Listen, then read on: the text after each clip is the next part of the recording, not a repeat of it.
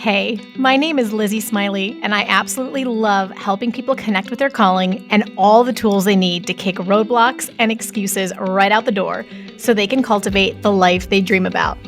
If you want to launch, grow, pivot, or scale your Etsy shop, or you've always wanted to develop the mindset and skills to run your own business, then I'm your girl. I've had that entrepreneurial spirit going strong since my very first lemonade stand, and now I'm a work-at-home mama with multiple online companies and a full-time Etsy shop, all while being present with my kids for the everyday chaos and most important milestones. On this podcast, we'll talk about all things business, mindset, Etsy, creativity, dazzling our customers, and so much more. There's plenty of room at this table for you, so scooch on in and let's go. I'm holding nothing back. Welcome to How to Sell Your Stuff on Etsy. I'm so glad you're here. Hi, my friends. Welcome back to the podcast this week.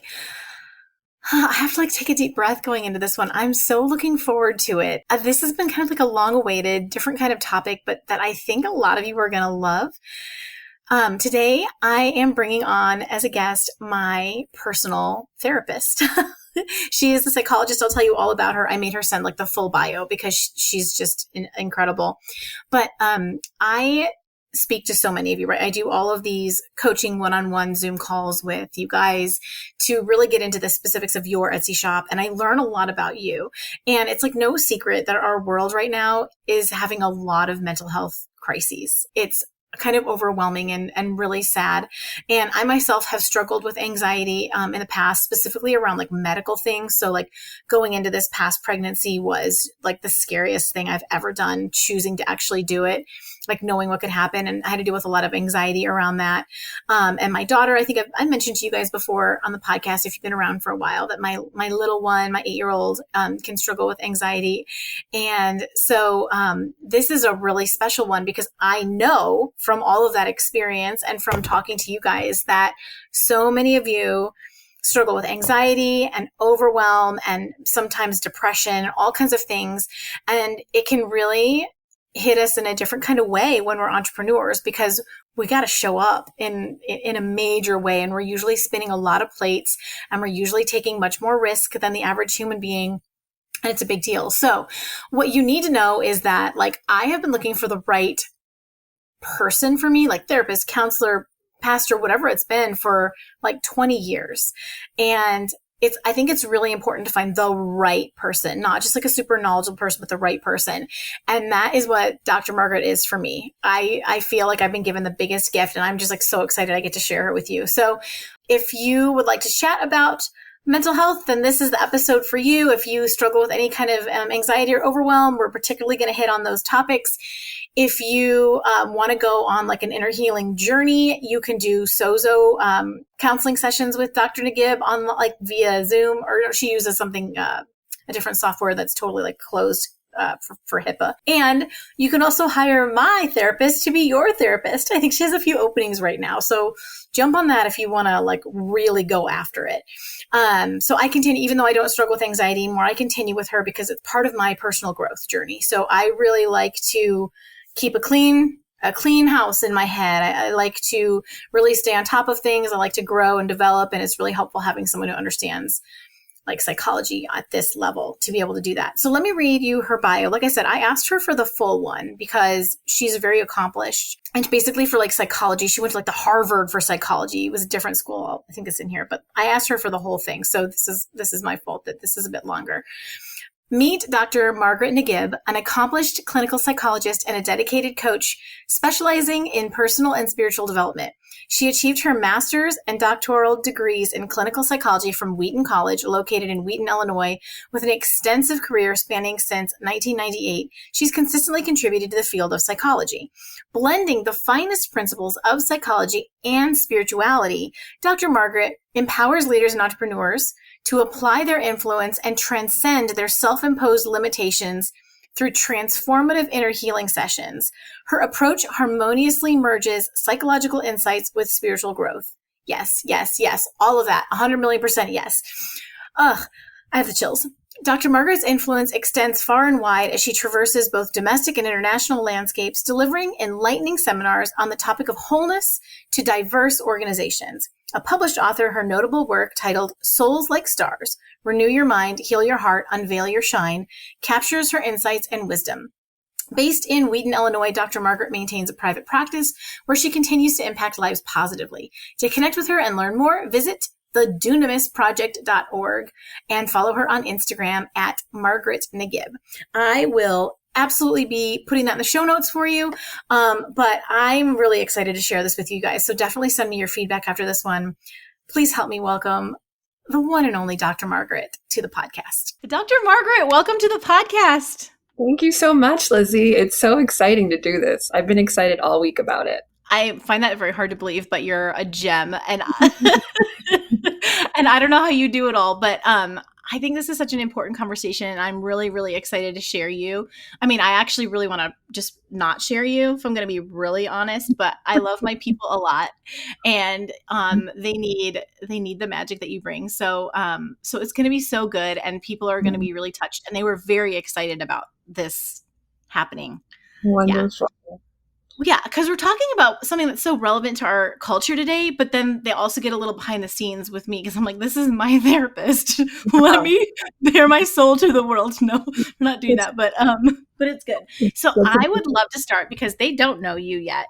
I would love to start with like your background and your story and how you decided you wanted to deal with people's brains and emotions and problems. Such an interesting way of putting it. How did you want to deal with people? Yeah, so I am a clinical psychologist. I've been practicing for over 20 years now. I love what I do. And I think that's because I've always been so curious about people. So I was kind of the shy, reserved kid growing up that would kind of be a little bit on the edges and loved watching, because I just was honestly really curious about people. So I think the first time I don't know when, I kind of had this concept of you could be a counselor or you could be a therapist. But early on, like junior high, I think I knew I wanted to be a counselor. And so when I got to high school, they had a psychology class. So I took the psychology class in high school, and that was it. After I took the psychology class in high school, it was confirmation. So college, got my doctorate.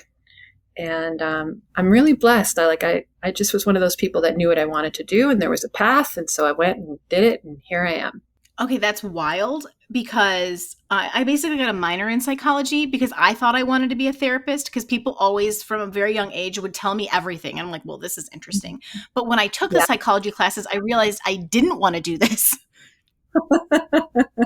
Because you were supposed to do this, and you're brilliant at what you do. And you bring your relational skills to what you do. But yeah, it's fun. I think the beauty of psychology is everyone can benefit from it. And, and today you go on Instagram and everyone's talking about psychology. So it's so vital to everything we do. I think I got in there and I was like, we're going to talk about schizophrenia and bipolar and all of these crazy extreme problems. And instead it was like all this science experiments about people and why they make choices. I don't know. I should have had a better attitude about it. But I love that. And I love that just like nailed it for you. And I'm glad what you just brought up about the relevancy today, because I think we've been seeing, and this is why it's going to be so interesting to ask you. Maybe it's just coming to the forefront, but it feels like the past few years, the discussion has gotten much more intense, and maybe a lot of people's symptoms or experiences are really popping. So I don't know if it's just like the noise that we're hearing, or if there's been an actual change. Would you speak a little bit about like what you're seeing in terms of like mental health, like as it's happening now? Yeah. Well, I think the world is changing. We know that, but it's changing really fast, right? Mm-hmm.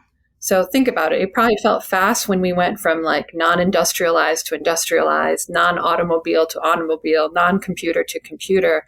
And now it's exponential. I mean, it's AI, and it's a whole nother level of speed of how the world is changing.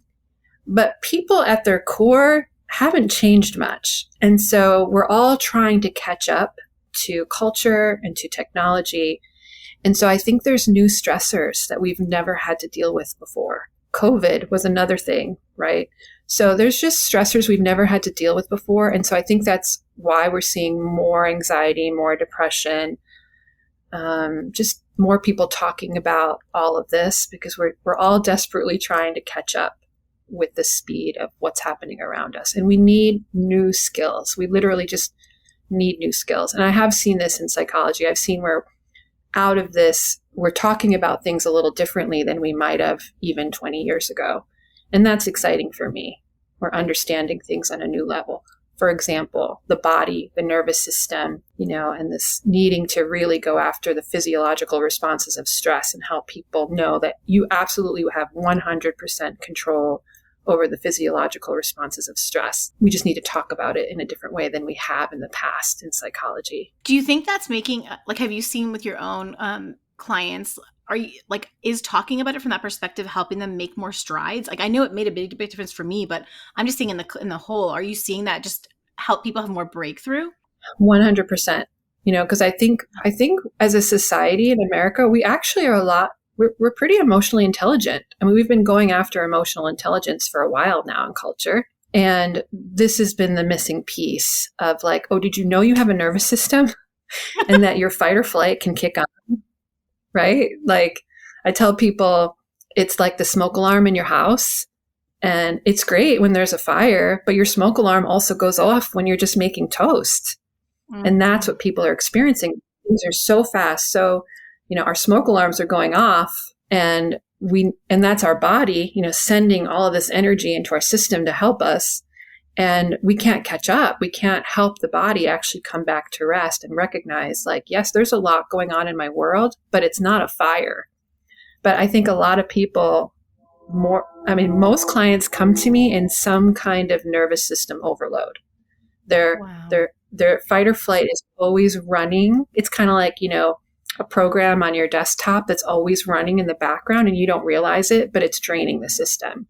And so they come to me and they're like, I don't understand why I can't keep up with my business, my life. And it's because we've got this program running underneath. And you need to learn how to recognize that in your body, what it feels like in your body when you're in fight, what it feels like when you're in flight, what it feels like when you're in freeze, so that you can then take ownership over that and help your body come back to its best mode of operation. It's been really interesting, since you've been teaching me about that, how much more aware I am at what is sending me into that place of just of heightened stress. And before, I don't think I noticed it until I had really strong emotional symptoms where I felt like I couldn't cope, or I felt really anxious and it felt bigger than me and I needed help. But now I'm so much more aware on a smaller scale. I can actually feel it in my body first and I can take some steps. And we have to talk about this, but it's so cool how once you do that and you understand oh, there's actually nothing harmful happening here. I can take a few breaths and come back down to kind of, it's just, It's a fascinating, simple process. It's fascinating. Yeah. Oftentimes, and I think you even had this experience when we first did it, people are all, and then we do it. And then the person goes, wait, you mean it was that simple all along? It's well, yeah, kind of, because our body is just there to help us. And the interesting thing about the brain and the nervous system is it doesn't really know the difference. Like a smoke alarm, it doesn't know the difference between a small stressor and a big stressor. And so it just activates to help you. And so we just need to learn how to slow down and help. So I tell people, stop calling it anxiety. Stop even calling it stress. Just call it dysregulation. My body's dysregulated.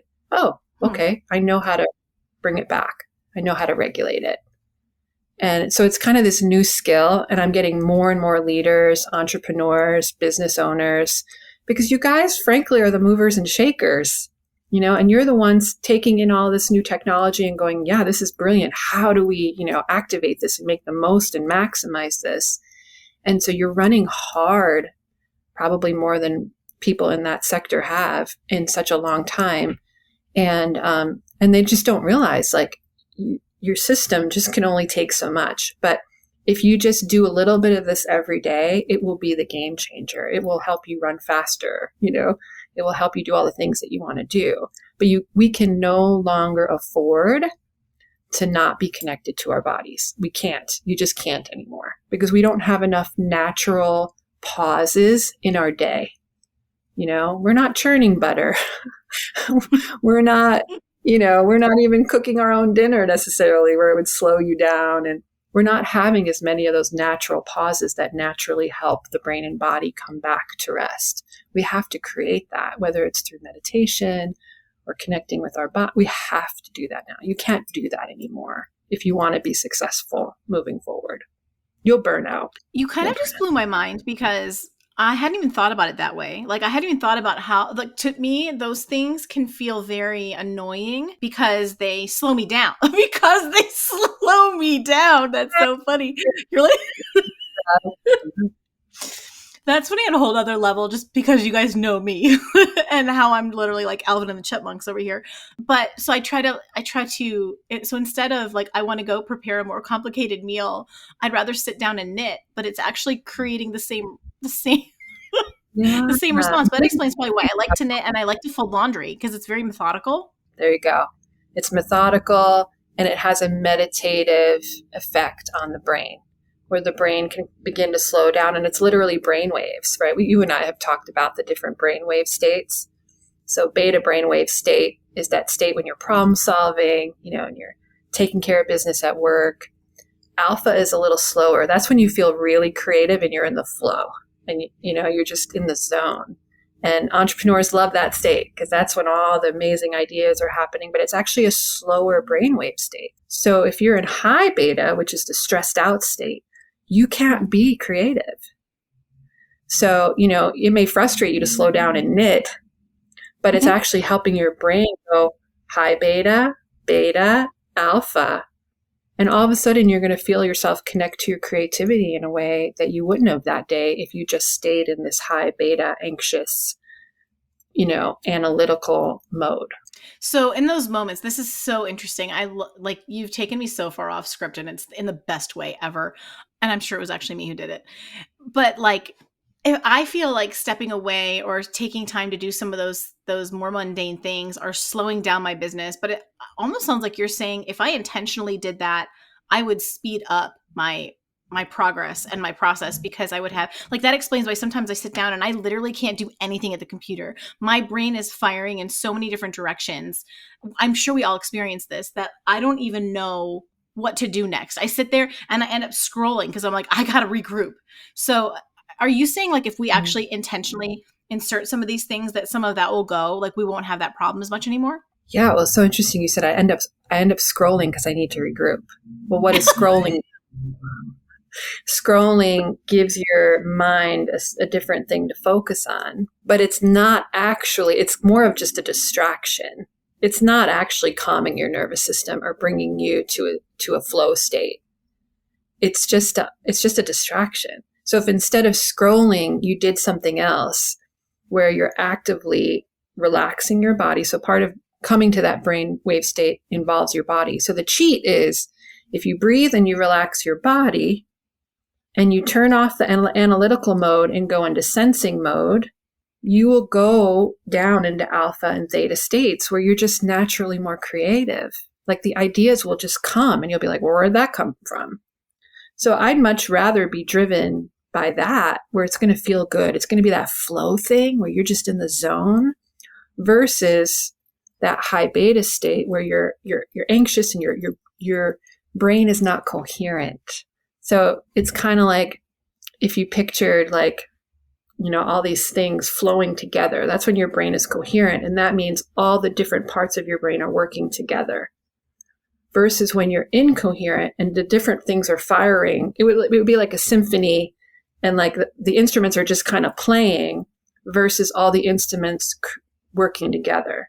So when you're in that high beta, your brain is like the instruments just firing, versus the orchestra. And that's what meditative behaviors do for your brain. You said something that kind of made me curious. You were talking about going from like all the thinking, and you said into sensing as part of with the breathing to come down. Is that why they'll ask questions like, or they'll tell you when they tell you to meditate, they'll take your focus to your body. They'll be like, notice your fingertips, or notice the feeling in your face. Is that why they have you do that? Is that what you mean by sensing? Absolutely, because it's a different part of the brain. You can't be in sensing mode and in analysis mode at the same time. So it's trying to shift you from the analytical to the sensing, which is grounding and helps you go down into the brainwave state.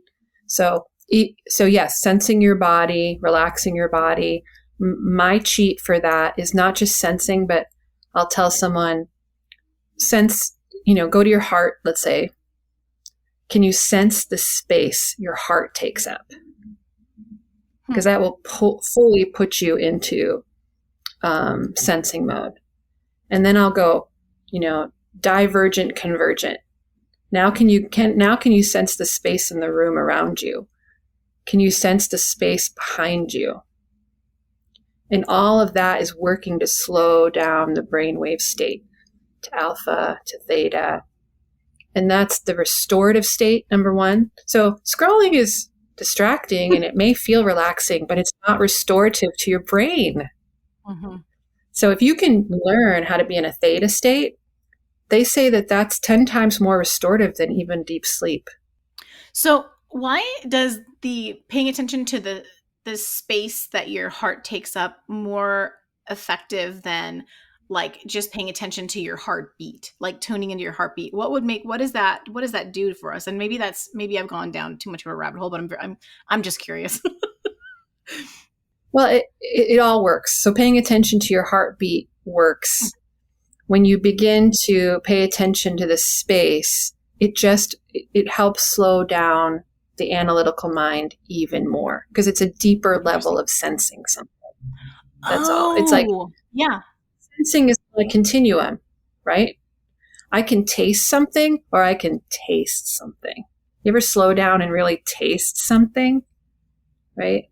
I used to do this in my work with eating disorders all the time, especially with binge eaters, who'd get so frustrated, like let's say with junk food, and we'd slow down, and really taste that whatever it was that they binged on and didn't want to binge on. And when they really slowed down and tasted it, they were like, this actually isn't as great as like I think it is.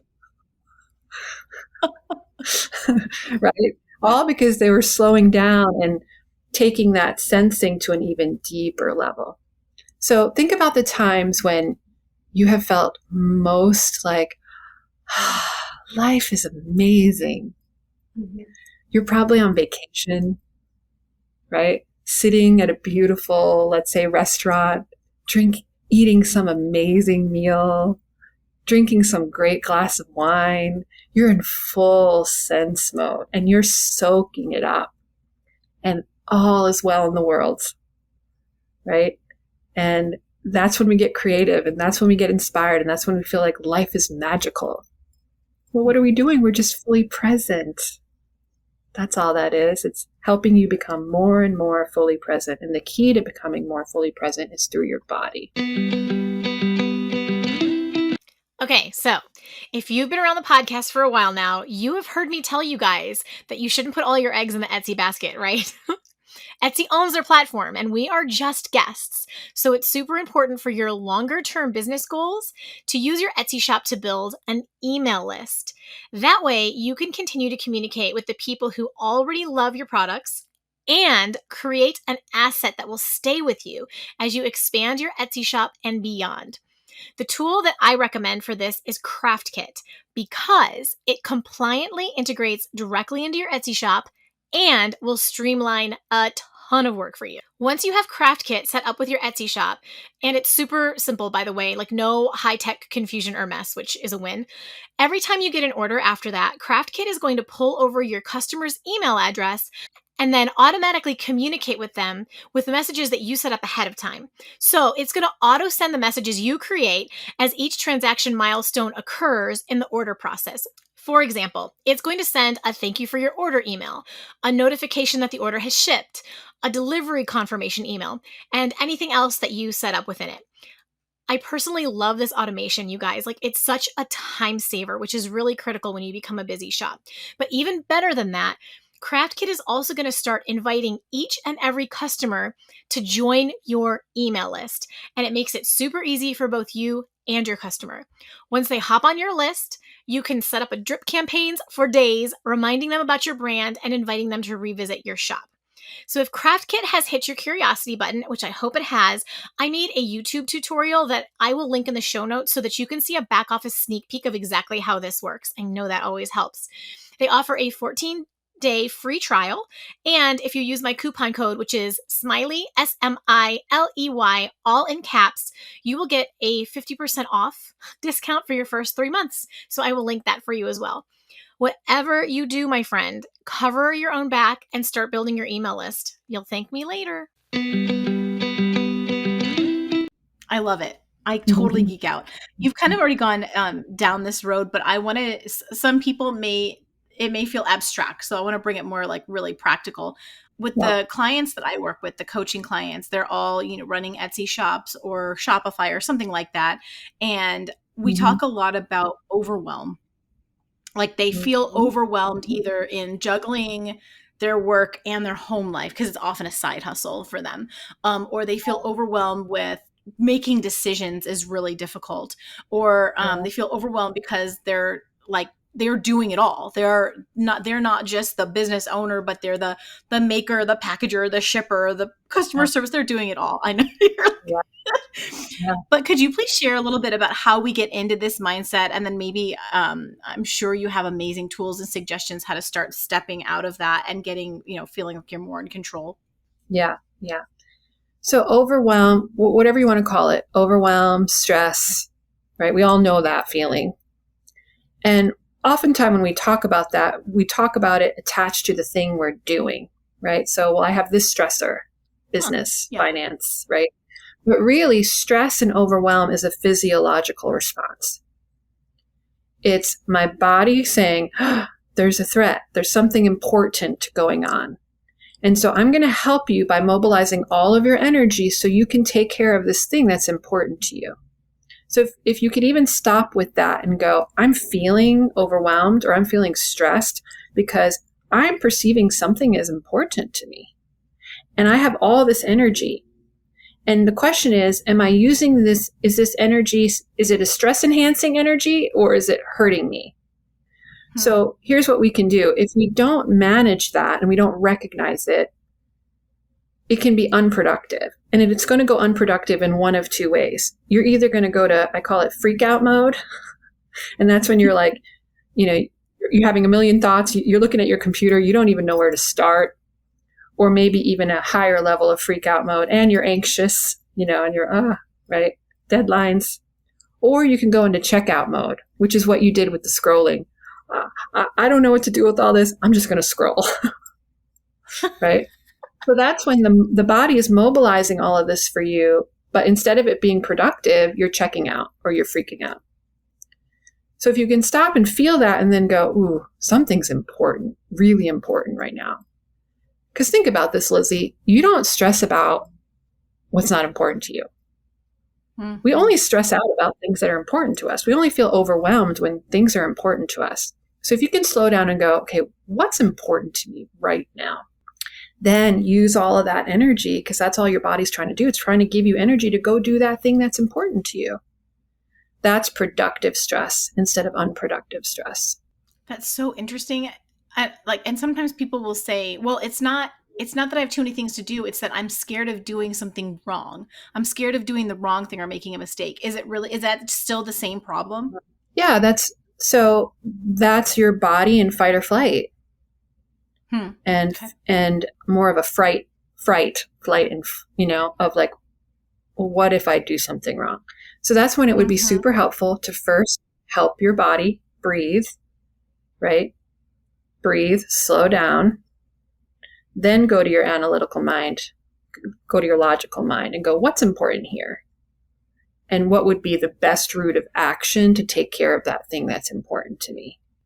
Oh, I think it would be really interesting that you've talked to me before about, how did you put it? Like becoming aware of like, you can't even start to think about it. And you just sort of hit on it, actually. You can't even start to analyze it until you've calmed yourself down. Like trying to push through into figuring it out, you get into just this loop, I got to figure it out. I got to figure it out. And you literally can't do that until you get your body regulated. Would maybe talk about that a little bit? I know that's off script too. I'm just geeking out. Yeah, no, that's great. And maybe that's why you get afraid of doing it wrong, because you're in that analytical mode where it's like you can't quite. And so you don't feel confident moving forward, because what you don't realize is you're now in survival brain. So there's kind of three major activating of the brain. There's survival brain, there's the emotional brain, and then there's the rational brain. And in that moment, you're completely in survival brain.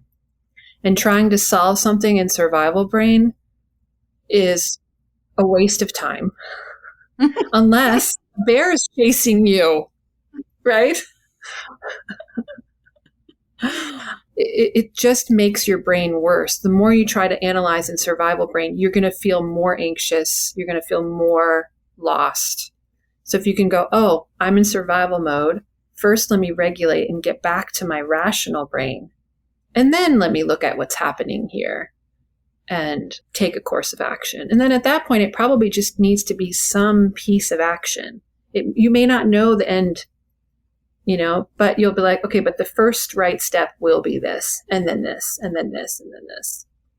And so your rational brain is now online running the show instead of your survival brain. I think that's so interesting. And I love pulling out these different, have you ever had a client be like, oh, well, that's not me. That's not my problem.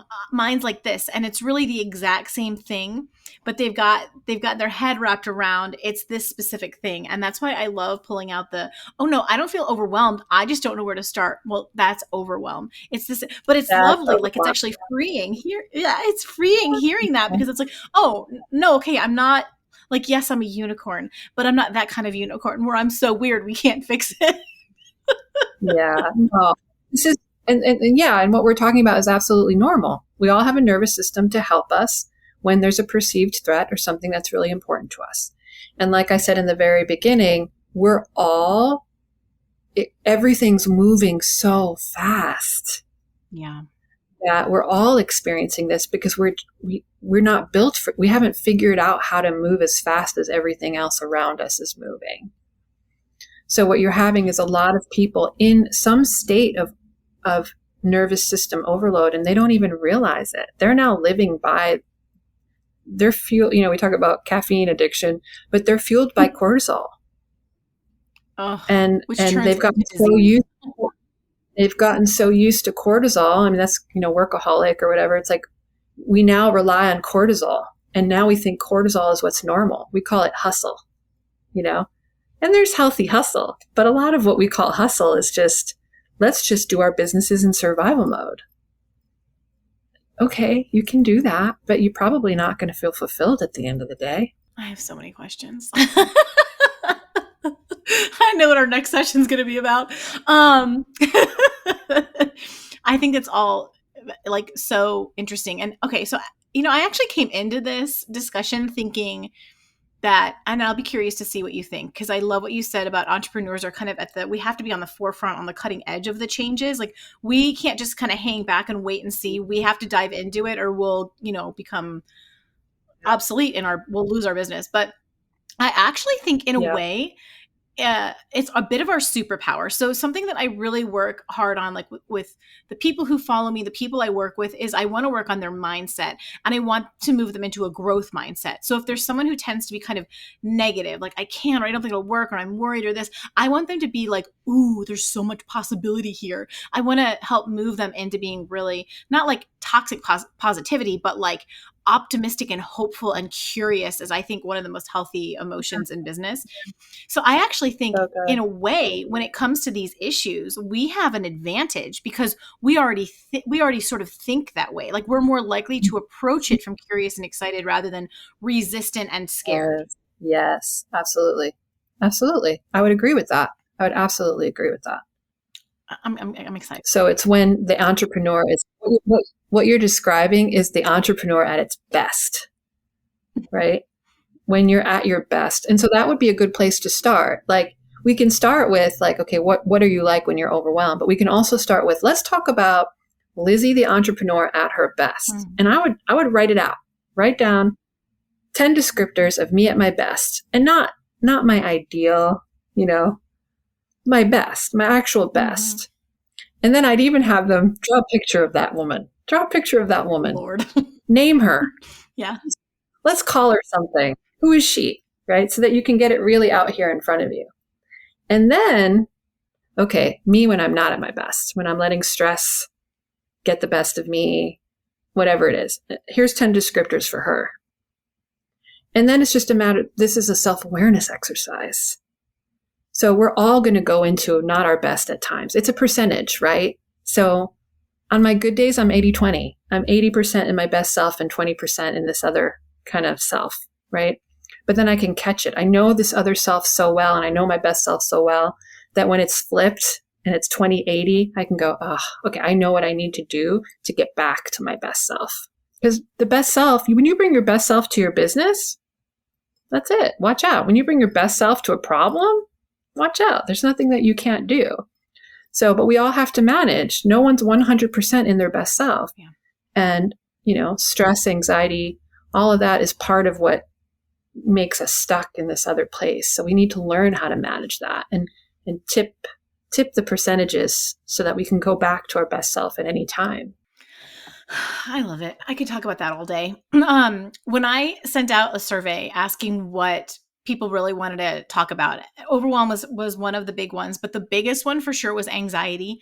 And it'll be really interesting to see I can anticipate what you might say about this, but but it seems so rampant. We kind of touched on this in the beginning too, with things happening so fast, but I would love to maybe share a bit about how anxiety develops. Like, how do we get there? And or is it always there? And how can we manage it better? I personally get I know it's like a big joke now, because we're in the Etsy space. So we're on the platform and we literally see sweatshirts and t-shirts and these things all the time, kind of like making fun of this whole thing, which maybe is good. Maybe, I don't know, be curious to see what you think, the lighthearted. I kind of get annoyed. I'm like, let's stop normalizing. But maybe we should be, I don't know, maybe it makes it simpler, but I'm just like, no, we're powerful. So I would love to hear your thoughts about anxiety. I'm sure it relates to everything we've already talked about. And how you would suggest people start managing that and get into a healthier space with it. So you are a body, mind, spirit. You cannot disconnect the three. So when we talk about anxiety or we talk about stress, we have to talk about all three, right? At its essence, stress, anxiety, overwhelm is a physiological response that we label and say, this feels like stress. This is anxiety. This is overwhelm. We all know what the physiological response is, right? Sympathetic kicks on.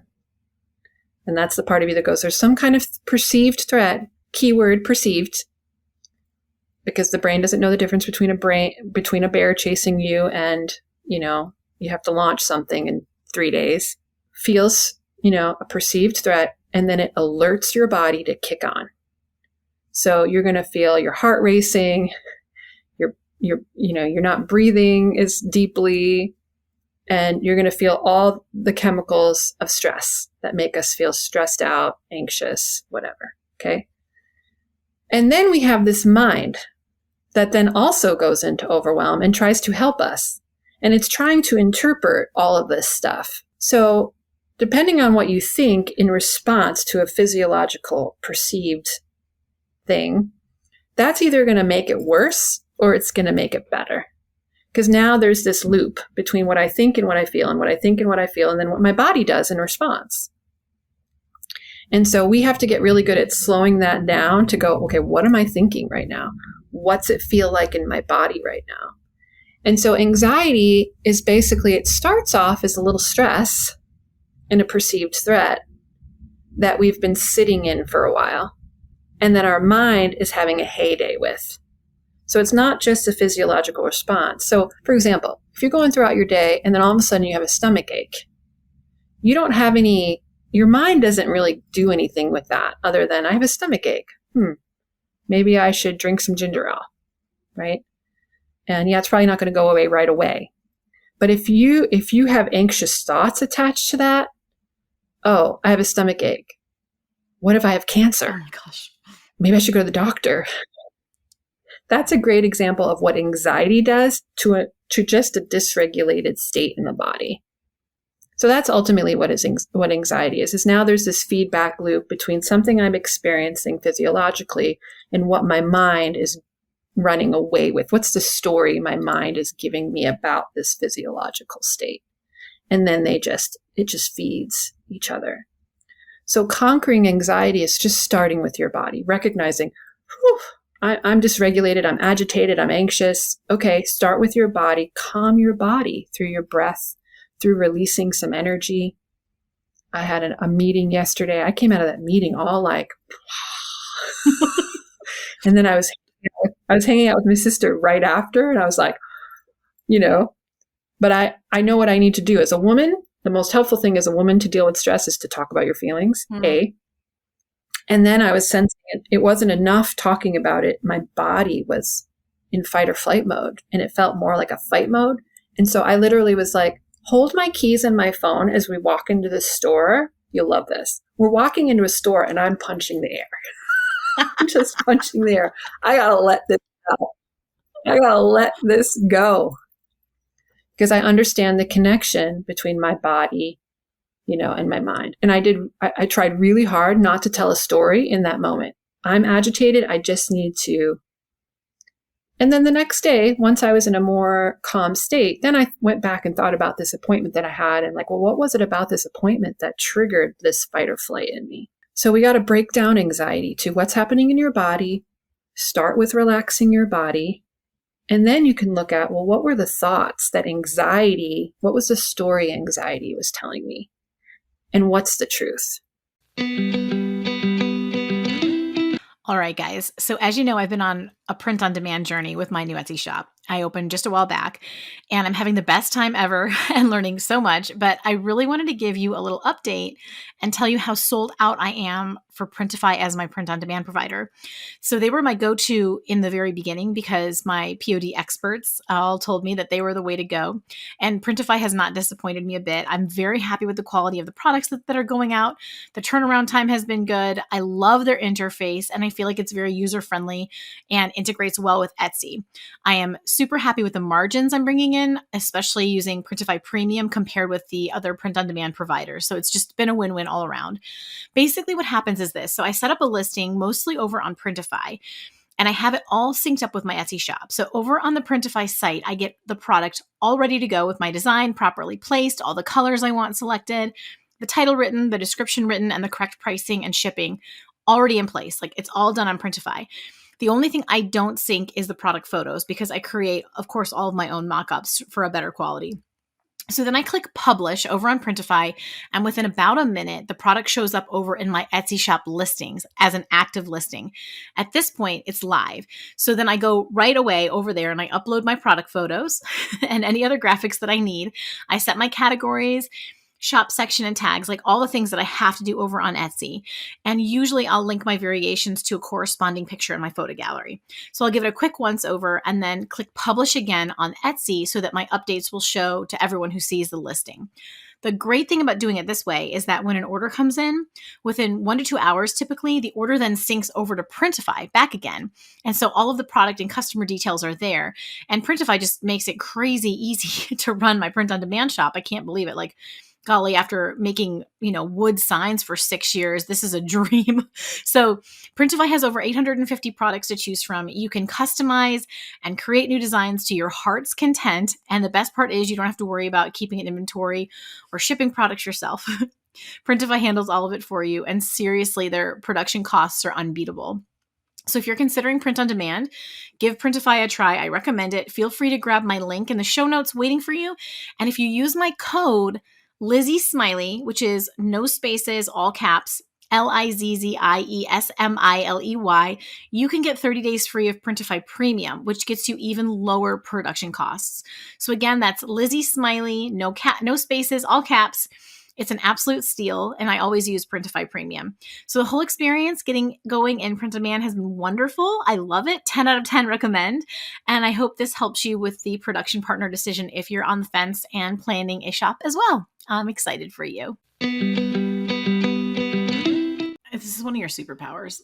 So you guys, literally, I started seeing Dr. Margaret and my daughter too. And we were both struggling so bad with anxiety.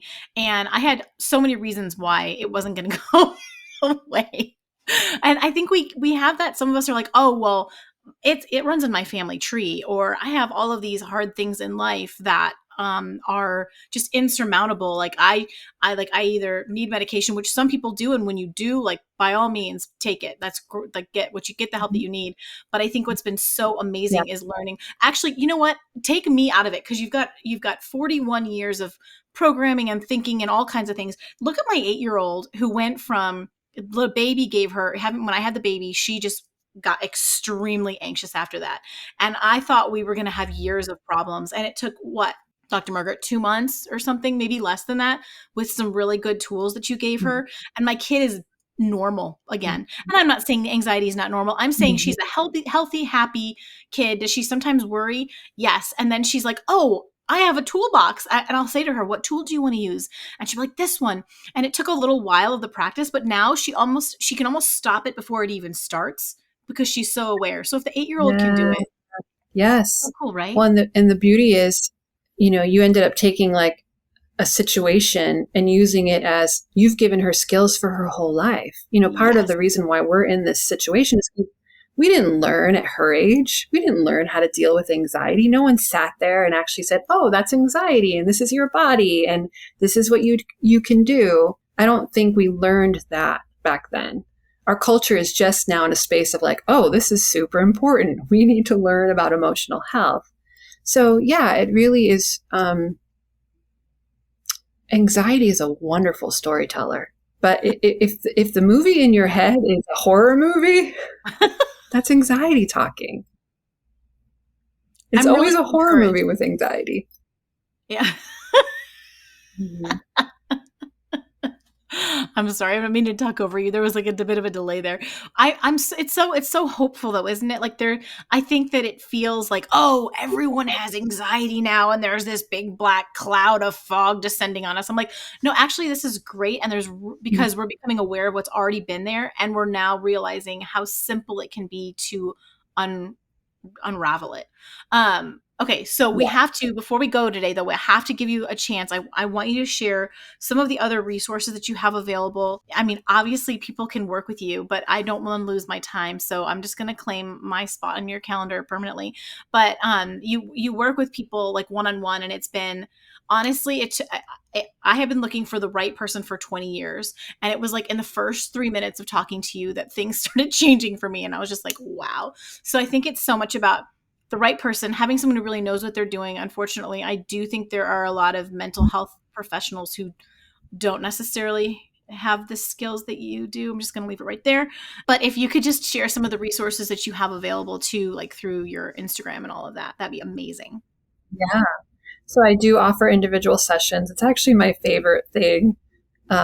People who are much more entrepreneurial, like yourself, are always like, you should do more. And I'm like, but my favorite is to meet one-on-one with people. So I still, old-fashioned psychologist, I love to meet one-on-one with people. And so you can access me through my email, and I'm sure we can leave that in the show notes. I'm very active on Instagram. I love to post like really helpful things on Instagram, and my followers say it's really helpful. So I keep doing it. So you can find me there. And I've got a link tree on there with, my website. I wrote a book called Souls Like Stars that gives you some really great psychological tools, but it brings it through a spiritual perspective. So I'm super passionate about connecting people with their spirit and with their higher power. So Souls Like Stars is bringing you deeper in your spirit with your higher power and with psychological tools. And it's more from a Christian perspective. They're called financial sozo sessions. And that's where I meet with all the movers and shakers like yourself. And I have a friend who calls it head trash. At the end of the day, if you're struggling in your business, you've got some head trash. Let's connect you, not just psychologically, but let's connect you with that deeper knowing. Get some memos from the head office, he calls it. Connect you with your higher power, with God. And let's really go to the root of some of these. If you see patterns in your business and the only thing keeping you is it's your own, your lies, your wounds, you can sign up for a financial sozo with me. And then if you want to go deeper into overwhelm, stress, I have a course called Overcoming Overwhelm, Overcoming Your Stress, Trauma, and Triggers. So I go even deeper. Like, yes, stress is one of the causes of overwhelm, but it could also be trauma from your past, especially if you're doing all the right things and you're still not conquering it. It might be because we have to do some trauma work. Or it could be some emotional triggers based on some legit fears and that just trigger you every time. So that course talks about all three, and you can find that on the Loving on Purpose Academy. So I'm sure we'll put a link in that for them too. So those are the major things: my book, my individual sessions, and then that Overcoming Overwhelm course. That's a lot of things. That's a lot of things. Good. But I do have to attest that your Instagram is one of my favorite ever to follow. Like, I don't know how you do it, but I feel like you're just in my brain, but we're all your clients. We're just in the same. It's so interesting. But every single time I see one of your posts, it hits, and it's like the right time with the right message. And do you know what I'm just realizing? Every single time I read one of your posts, I do one of these.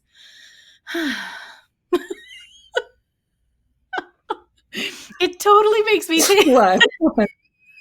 Like, I just take a breath, like how you were saying before, like, can you bring yourself down? I just take a breath, and I'm just having one of those moments. And that's so funny. I never realized before, but I totally do that. So highly recommend. And I know that I'm going to like link it, but just for people who want to just go follow, what is the handle? Oh, it's Margaret Nagib. That's my handle on Instagram. Is there no doctor in there? No, I think it's just at Margaret Nagib. Okay, Nagib. So if you want to go follow her, I highly recommend her. You can find her in my list. Dr. Margaret, thank you so much for doing this with me today. You're so welcome. So fun talking to you. It's really, really great. You're such an inspiration, I'm sure, to lots and lots of people. You're extremely kind, but you've just helped me so much. And anything that I can do to help others, like, just feel better, clear up their headspace, be able to accomplish their goals. Like, I'm just like, guys, I just want you to know I've just handed you a pearl. Like, Dr. Margaret is a pearl. So we're extremely grateful for you. And guys, thank you so much for listening along with us today. I hope you're having an amazing week, and I will talk to you next time. And until next week, go make something awesome. Take care, guys. And that's a wrap on this episode of How to Sell Your Stuff on Etsy. Thanks so much for hanging out with me today. If you're looking for more resources, head on over to howtosellyourstuff.com, where you'll find podcast show notes, all the links from today's episode, the blog, courses, coaching, and more. If this episode was helpful to you, awesome. The greatest compliment I can receive from you is a rate, review, and subscribe on this podcast. Not only will it allow us to connect again on a future episode, it lets me know I'm providing you with value and helps other people find this content more easily. From the bottom of my heart, thank you for your support. Have a great day and see you next time.